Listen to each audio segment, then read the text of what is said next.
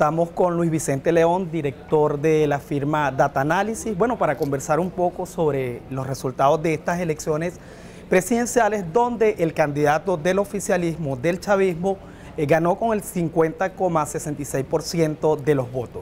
Luis Vicente, el domingo anterior a las elecciones, Últimas Noticias publicó una página, una foto electoral, donde 6 de las principales encuestadoras del país daban como ganador al candidato Maduro, pero por una diferencia muy amplia, por una diferencia de entre 8 y 16 puntos. Los resultados de ayer nos indican que ese no fue el comportamiento del electorado.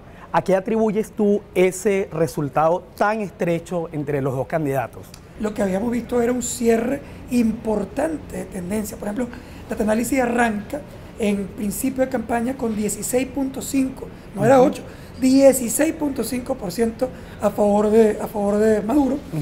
En la mitad de la campaña viene por 8 puntos porcentuales a favor de Maduro y cierra con, esta semana en menos de 4 puntos porcentuales entre los dos candidatos. Es decir, ¿qué es lo que te estaba diciendo eso?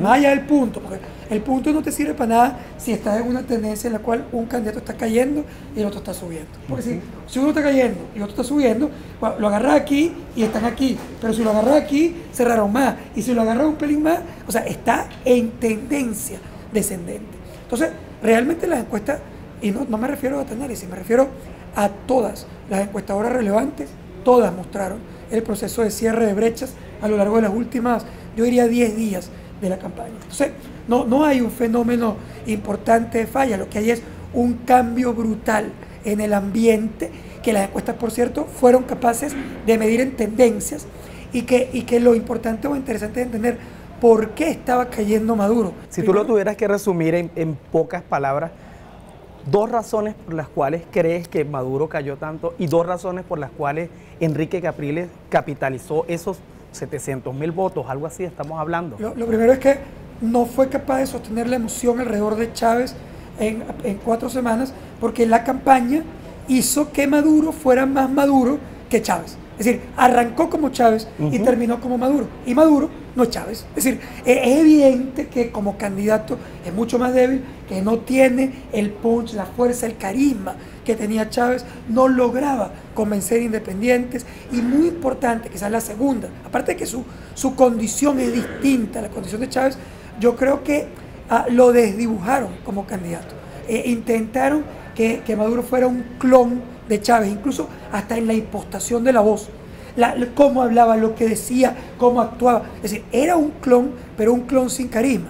Pero lo segundo es que tiene una campaña radicalmente distinta a la campaña que había tenido contra Chávez. Enfrenta al candidato, lo vincula con los principales problemas del país: inflación, desabastecimiento, inseguridad, lo responsabiliza de ese problema, y además tiene una campaña completamente digamos, intensa en conexión popular. Yo creo que se le notaba muchísimo el sello en esa campaña de yo diría el actor que operaba la campaña, que era Carlos Ocariz. Es decir, un tractor acostumbrado básicamente a lidiar con bases populares, distinto a los asesores que están más acostumbrados al tema de la clase media y los actores, digamos, típicos de la oposición.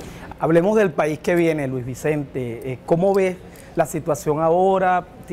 ¿Cuáles son tus sugerencias para una mayor gobernabilidad? Porque, bueno, un margen tan estrecho da la idea de que pierdes apoyo popular y que deberías tender puentes justamente hacia el otro lado. ¿Cómo lo ves tú? Bueno, tiene dos rutas, ¿no? Tiene la ruta de tender puentes, pero también tiene la ruta de radicalizarse para protegerse. Ambas cosas son un escenario posible en la Venezuela del futuro. Yo esperaría que fuera la primera, porque ¿qué mensaje te dice la elección de ayer?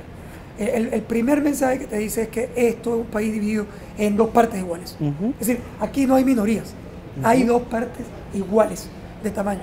1 punto, 2 puntos, para arriba, para abajo. Sí, esos son 2 países del mismo tamaño.